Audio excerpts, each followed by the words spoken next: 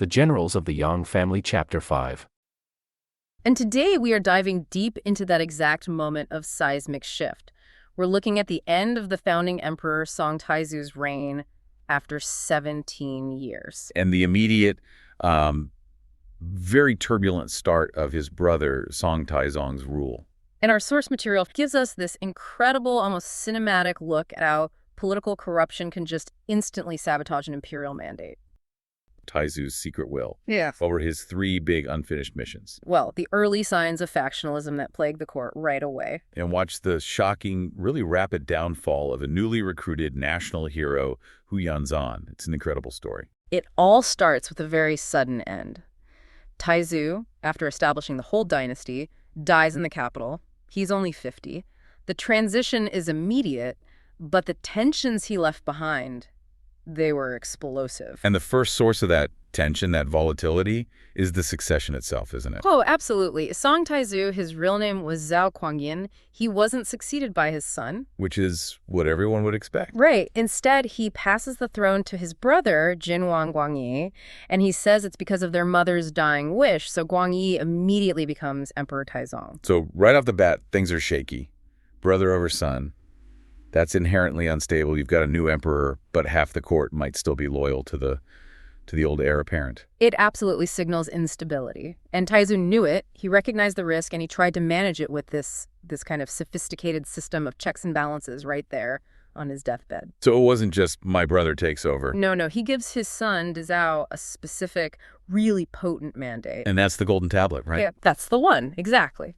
And this golden tablet, it wasn't just some trophy. It was a constitutional check on his brother's power. But check how?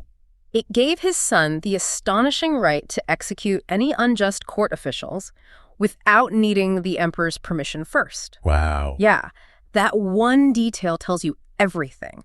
Taizu knew that corruption and internal politics were the dynasty's greatest enemies, and he basically armed his son to fight them just in case Taizong didn't. Or couldn't. That's fascinating.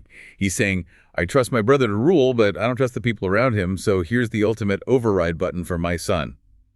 It shows this deep, deep distrust in the bureaucracy itself. Precisely. And that distrust, it bleeds right into his 3 unfinished missions, the things he explicitly tells his successor to do.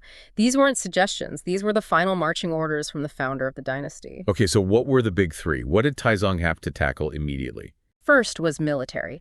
He had to seize the border regions of Hedong. They were still held by enemies, a constant threat to the Song heartland.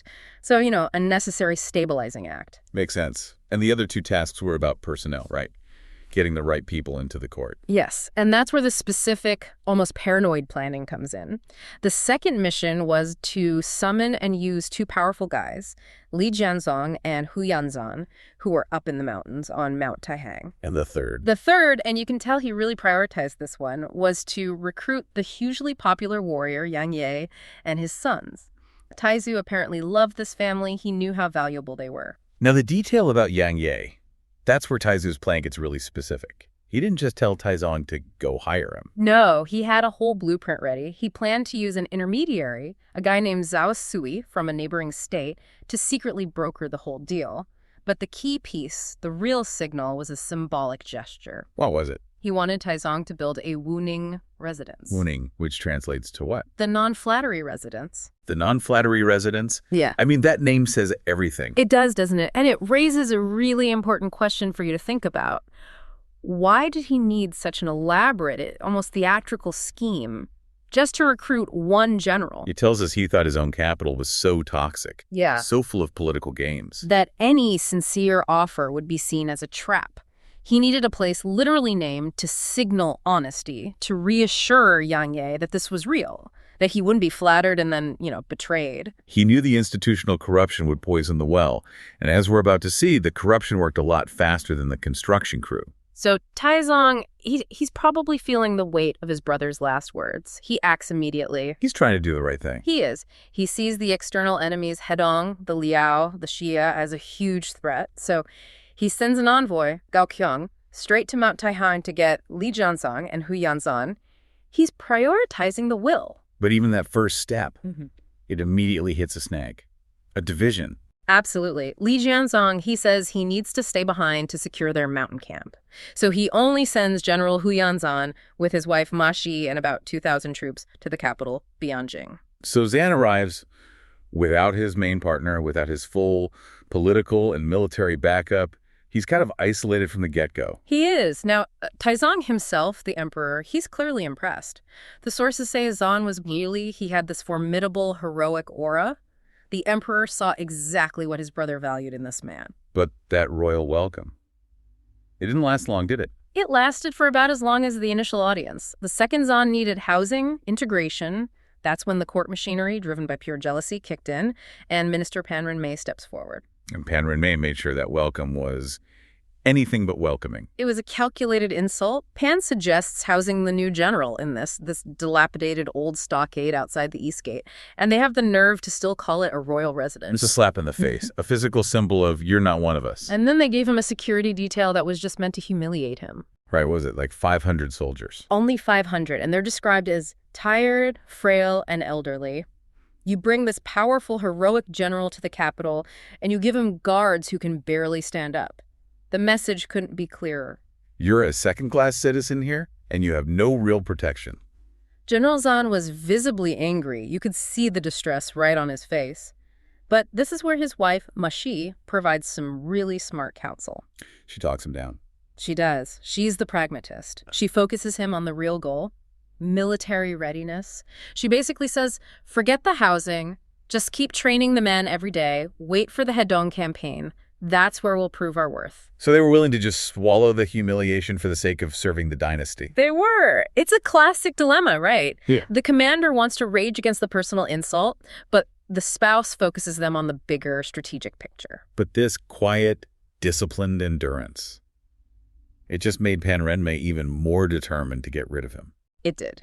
Pan Renmei saw Zan training his troops every day and realized this guy is the real deal. He's honorable, he's disciplined. If he goes to Hendong and succeeds, he'll come back with immense power. And he'll be a direct threat to Pan's own faction at court. Exactly. So Pan decides he needs a swift political purge. He gets together with his confidant, Lu Wang, to cook up a trap. So we've escalated from just marginalization to premeditated elimination. And the method they choose is just. It's insidious. Yeah. Using the law to carry out a personal vendetta. That's it, exactly. They decided to use humiliation, designed to either force him to flee or give them an excuse to kill him. The trap is sprung when General Zan, being dutiful, comes to Pan Renmei's office to pay his respects. And Pan just ignores him for a while, right? Another power play. Classic move. He makes him wait, then accuses him of violating a supposed late emperor's edict. He's weaponizing the authority of the man who just died, the man who wanted Zan there in the first place. Yeah. So what was this fake law? This is the height of calculated evil. The so-called edict stated that any powerful strongman recruited from the mountains must receive 100 prestige-slaying rods to curb their ambition. Prestige-slaying rods, my God.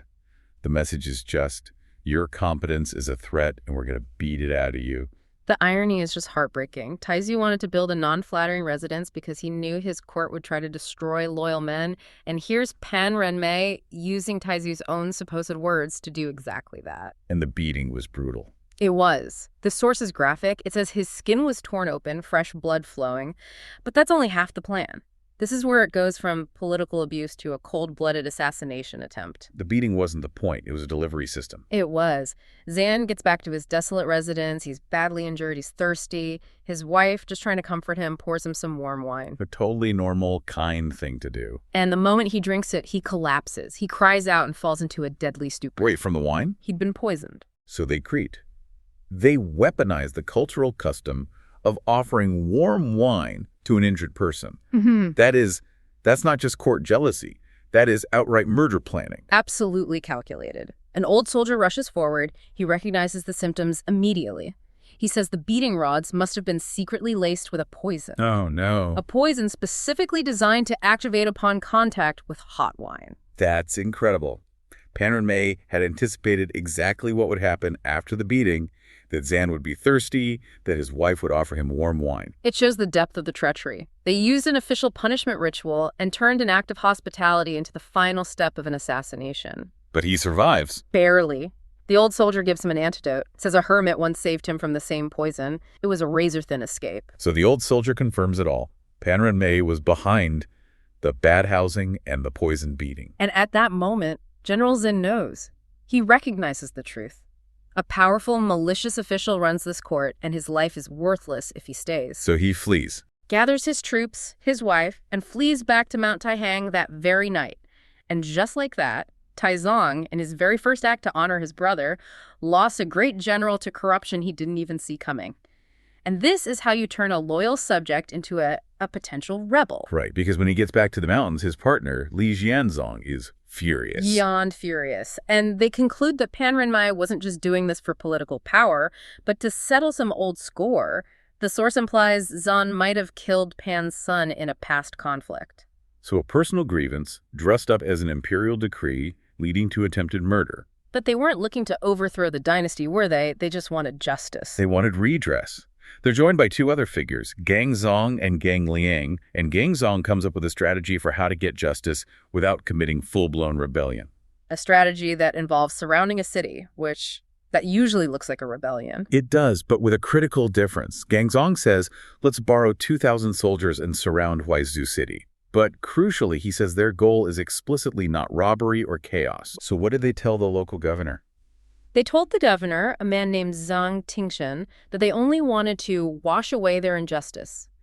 They explained that the corrupt official, Pan Renmei, had attacked Zan and then falsely accused him of fleeing. They're framing the siege not as an attack on the throne, but as a plea for a judicial review. They're still loyal to the emperor, but they're demanding he remove his corrupt minister. And Governor Zhang Tingshen actually gets it. He sees this isn't a rebellion against the Song dynasty, it's an effort to expose a criminal in the court. So he agrees to prepare a formal, official petition to the emperor about Pan Renmei's actions. And the general's response proves their loyalty, doesn't it? It really does. The moment the governor agrees to send the petition, Zan and his allies immediately back off. They retreat 20 miles and just wait for the result. They risked everything just to get a message through the noise.